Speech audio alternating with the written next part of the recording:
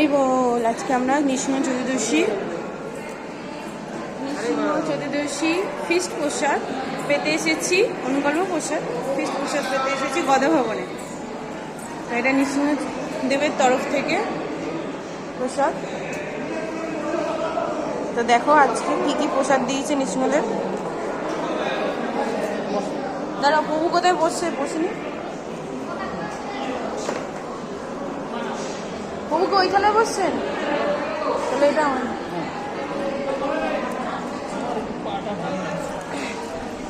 আগে না। তো প্রথমেই দেখো পানাকাম দিয়ে দিয়েছে নৃসিংহদেব স্পেশাল। ঠিক করে একটু হাঁটতে হতো। এ কৃষ্ণ, একটু থালাটা তুলে দাও না।